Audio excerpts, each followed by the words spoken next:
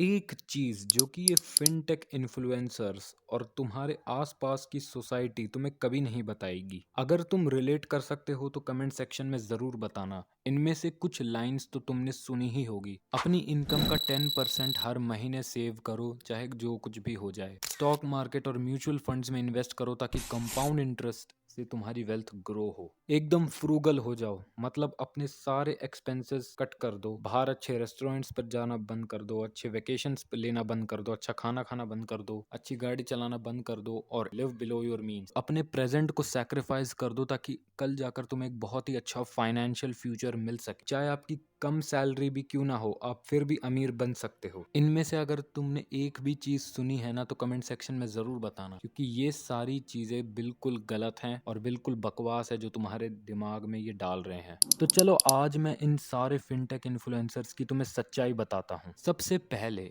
जो भी चीज ये तुम्हें बता रहे हैं कि अपनी इनकम का 10% सेव करो, उसे स्टॉक मार्केट में डालो, 5, 10, 15 हज़ार रुपये अगर कमाते हो तो 10% सेव करो और 40, 50 साल वेट करो ताकि कंपाउंड इंटरेस्ट के थ्रू तुम्हारी वेल्थ ग्रो हो सके। लेकिन एक सवाल यहाँ पर आता है, क्या ये फिनटेक इन्फ्लुएंसर्स खुद इन चीज़ों को फॉलो करते हैं? जो एडवाइसेस ये देते हैं क्या ये खुद उन चीज़ों को फॉलो करते हैं? नहीं करते। इन फिनटेक इन्फ्लुएंसर्स ने कोई 5 हज़ार रुपये हर महीने सेव कर कर उसे इन्वेस्ट करके अपनी वेल्थ को ग्रो नहीं किया है। ये बहुत सारी वीडियोस बनाते हैं, तुम्हें कोर्सेज बेचते हैं, बिजनेस करते हैं, उससे ही अपनी वेल्थ को ग्रो करते हैं और तुम्हें कहते हैं कि तुम हर महीने स्टॉक मार्केट में कुछ पैसे इन्वेस्ट करो। एक बार जरा सोच कर देखो, क्या तुम्हें लगता है ये 5 हज़ार रुपये हर महीने स्टॉक मार्केट में डालकर अमीर हुए होंगे? बिल्कुल भी नहीं। इन्होंने तुम्हें एक रूल बताया होगा 15-15-15, जो कहता है कि आप 15 हज़ार रुपये हर महीने स्टॉक मार्केट में इन्वेस्ट करो 15 सालों के लिए, 15% के रिटर्न पर साल का, और फिर 15 साल बाद आप 1 करोड़ रुपए कमा सकते हो। बिल्कुल बकवास बता रहे हैं तुम्हें। कल को इकोनॉमी डाउन हो गई तो क्या करेंगे हम? कल को अगर इन्फ्लेशन ज़्यादा हो गई हम क्या करेंगे? कल को स्टॉक मार्केट क्रैश कर गई हम क्या करेंगे? कल को हमारी लाइफ एक्सपेक्टेंसी ही कम हो गई तो हम क्या करेंगे? और दूसरी बात, 15% रिटर्न हर साल कंसिस्टेंटली इज इम्पॉसिबल। मिल ही नहीं सकता। एवरेज होता है वो, बस कि एवरेज आपको 15% मिलेगा, लेकिन हर साल कंसिस्टेंटली आपको 15% रिटर्न नहीं मिल सकता। ये बिल्कुल इम्पॉसिबल है। तीसरी चीज़ जो कि सबसे ज़रूरी चीज़ है, हमारा टाइम।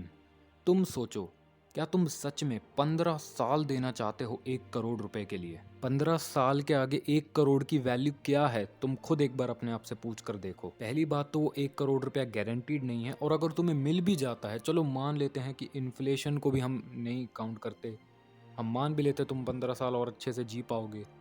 अगर तुम्हें मिल भी जाता है 1 करोड़ रुपया, क्या करोगे तुम उस 1 करोड़ रुपए का? 15 साल तुमने दे दिए 1 करोड़ रुपए कमाने के लिए, क्या वैल्यू है उसकी? कोई वैल्यू नहीं।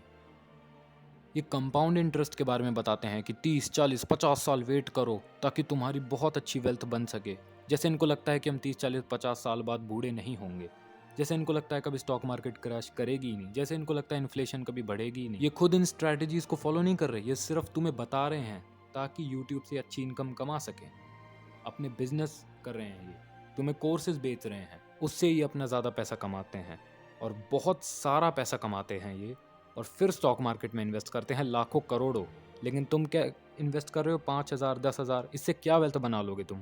बना भी लोगे तो भी 30, 40 साल में तुम उसका करोगे क्या? बुढ़ापे में उसका करोगे क्या? एक रूल जो कि ये फिनटेक इन्फ्लुएंसर्स वाले तुम्हें बहुत बार बताएंगे, पे योर सेल्फ फर्स्ट। जैसी तुम्हारी सैलरी इनकम आए उसका 10% तुम सेव करके रख लो अपने लिए। सबसे पहले अपने आप को पैसा दो। ये rule the richest man in the Babylon में बताया गया था, और ये रूल बिल्कुल बकवास है। क्यों? क्योंकि तुम अपने आप को सबसे पहले पे ही नहीं कर सकते हो, क्योंकि सबसे पहले गवर्नमेंट को पे किया जाता है। इनकम टैक्स कटने के बाद आती है सैलरी। और तुम बताओ, अगर तुम 30 हज़ार रुपये महीने के कमाते हो और तुम 3-3 हज़ार रुपये हर महीने बचा रहे हो, साल का कितना बचा लोगे तुम? 36 हज़ार। 36 हज़ार से क्या कर लोगे? कितनी वेल्थ बना लोगे? कोई फ़ायदा नहीं है इस चीज़ का।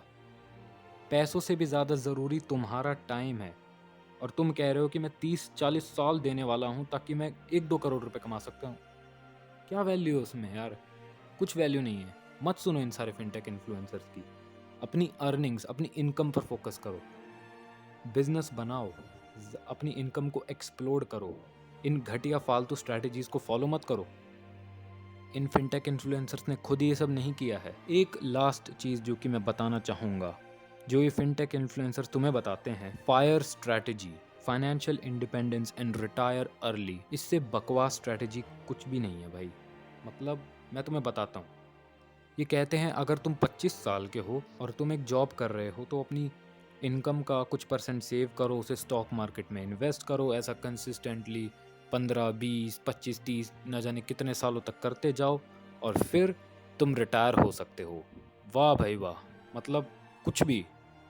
और ये क्या कहते हैं, अपनी एक्सपेंसेस का 25 टाइम सेव करो और उतना तुमने सेव कर लिया तो फिर तुम रिटायर हो जाओगे। वाह, बिल्कुल। कितने पे रिटायर होगे तुम? 1 करोड़, 2 करोड़, 3 करोड़? तुम सोच रहे हो कि फायर स्ट्रैटेजी को फॉलो कर कर पैसा मेरे लिए काम करेगा, मैं पैसों के लिए काम नहीं करूँगा, जबकि रियलिटी इसकी बिल्कुल उल्टी है। क्यों? क्योंकि फिर तुम अब बहुत ज़्यादा केयरफुली अपने पैसों को स्पेंड करोगे। तुम एक बजट बनाओगे कि हर महीने मैं इतने ही पैसे खर्च करूँगा, इससे ज़्यादा नहीं करूँगा, क्योंकि ये मेरी स्ट्रैटेजी में है ही नहीं।